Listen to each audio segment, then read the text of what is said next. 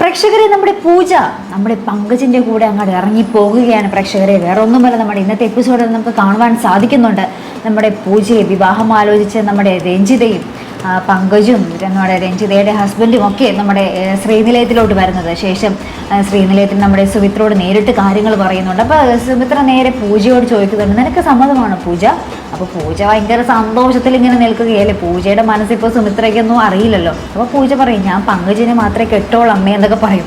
അപ്പോൾ നമ്മുടെ സുമിത്ര പറയും, നിങ്ങൾ ഇവിടെ വരെ വന്ന സ്ഥിതിക്ക് ഞാൻ എൻ്റെ തീരുമാനം പറയാം, രോഹിത്തിന് ഇക്കാര്യം ഇഷ്ടമല്ല, അതുകൊണ്ട് ഞാനും ഇതിനെ സമ്മതിക്കില്ല എന്ന് തറപ്പിച്ച് പറയുന്നുണ്ട്. അപ്പോൾ നമ്മുടെ പൂജ ഭയങ്കര കരച്ചിലായിട്ടോ, അമ്മ ഇതിനെ സമ്മതിച്ചില്ലെങ്കിൽ അമ്മ എനിക്ക് എന്നേക്കുമായി എതിർക്കേണ്ടി വരും, എനിക്ക് ഇവിടെ നിന്നും പങ്കജിൻ്റെ കൂടെ ഇറങ്ങി പോകേണ്ടി വരും, പങ്കജ് വിളിച്ചാൽ ഞാൻ ഉറപ്പായിട്ടും ഇറങ്ങി പോയിരിക്കും എന്നൊക്കെ പറഞ്ഞ് നമ്മുടെ പൂജ ഭയങ്കര ഡയലോഗാട്ടോ. അപ്പോൾ അതൊക്കെ കേൾക്കുമ്പോൾ നമ്മുടെ സുമിത്രയ്ക്ക് അങ്ങോട്ട് താങ്ങാൻ പറ്റില്ല കേട്ടോ. എന്ന് വെച്ചാൽ പൂജ എന്താ പറയുക, ഇത്രയും നാൾ ഇത്രയും ഇതായിട്ട് വളർത്തിയിട്ട് പോലും നമ്മൾ പൂജയ്ക്ക് സുമിത്രയെ മനസ്സിലാക്കാൻ പറ്റിയില്ലല്ലോ എന്നുള്ളൊരു വേദന അത് അതികഠിനം തന്നെയാണ്. അപ്പോൾ ഇത് ഈ ഒരു ഡയലോഗും കരച്ചിലൊക്കെ കാണുമ്പോൾ നമ്മുടെ രഞ്ജിതയ്ക്കൊക്കെ സന്തോഷമാട്ടോ, അറുമാതിക്കുകയാണ് കാണിരുന്നത്.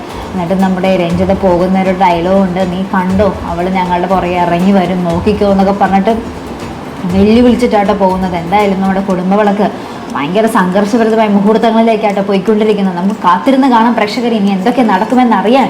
അപ്പോൾ ഇതുപോലുള്ള പ്രൊമോ റിവ്യൂസിനും എപ്പിസോഡ് റിവ്യൂസിനും ഒക്കെ നിങ്ങൾ മറക്കാത്ത ഈ ചാനൽ സബ്സ്ക്രൈബ് ചെയ്യുക. അടുത്തൊരു വീഡിയോ വരുന്നത് വരയ്ക്കും ഗുഡ് ബൈ.